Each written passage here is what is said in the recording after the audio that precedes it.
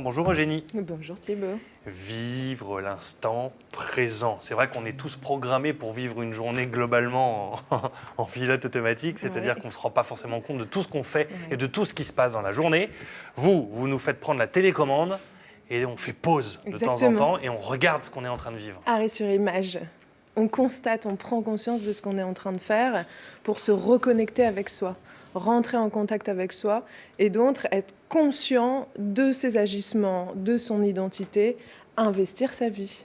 Pourquoi c'est important d'apprendre à être dans l'instant présent? Pourquoi finalement on ne continuerait pas comme on a l'habitude de faire? Oui. C'est important parce que on est pris entre le présent et pris entre le passé. Les ruminations du passé, souvent, donc des émotions négatives, les souvenirs qui nous ont un petit peu inquiétés, les choses qui ne se sont pas bien passées, ça va laisser des traces dans notre mémoire et ça va conditionner notre comportement dans le présent et surtout notre vision du futur. Donc souvent, ça va générer de l'anxiété pour l'avenir. Vivre se reconnecter avec l'instant présent, ça permet en quelque sorte de faire le point sur qui je suis aujourd'hui. Est-ce que je suis en accord avec mes valeurs? Est-ce que je me rends compte réellement de ce que je fais, de ce que je suis? Est-ce que je suis content de ça ou pas? Est-ce que j'ai besoin de faire des ajustements?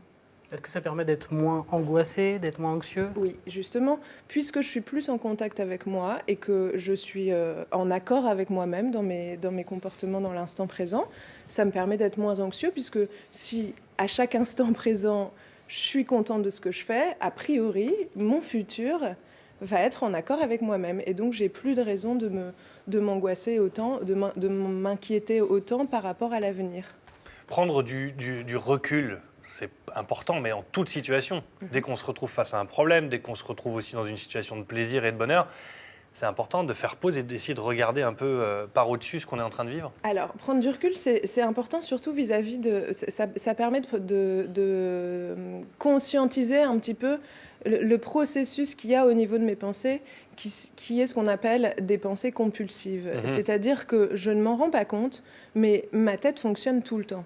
Et elle fonctionne tout le temps justement parce qu'elle se sert de ce qui s'est passé avant pour être sûr de pouvoir s'ajuster correctement dans le présent. C'est un mécanisme adaptatif un peu dans le présent pour être sûr que je suis en sécurité, que je vais réussir à gérer la situation, que je ne vais pas me mettre en danger. Donc prendre du recul sur ces pensées, ça me permet d'arrêter d'être en permanence en train de cogiter, alors que l'important, c'est que je réussisse à me faire confiance dans l'instant présent. Concrètement, du coup, comment est-ce qu'on fait pour passer du mode pilote automatique sur une journée à un mode pleine conscience, prise de conscience? On va y aller progressivement. D'abord, ce serait pas mal de s'ouvrir aux autres. Ouais, alors. Ça, ce serait surtout dans cette période électorale où chacun pense à son petit truc et tout. Oui. C'est bien de s'ouvrir aux autres aussi un peu. Alors en fait, il y a plein de petits exercices qu'on peut faire. Moi, j'en ai sélectionné quelques-uns que je trouve faciles à mettre en place dans notre quotidien. S'ouvrir aux autres, en effet, parce que c'est pareil. Quand je suis au contact avec mes pensées compulsives, j'ai tendance à ruminer. Bon, je me regarde un peu le nombril et puis je reviens sur mon histoire à moi, sur mes inquiétudes à moi, sur ma vision des choses qui est très subjective, qui est très influencée par mon histoire, mon conditionnement, mon éducation, beaucoup de choses. M'intéresser un peu plus à l'autre dans des moments précis, écouter l'autre, initier une conversation et franchement l'investir, ça me permet de ne plus être dans cet état auto-centré et de créer quelque chose de nouveau, d'être actif dans la relation en fait.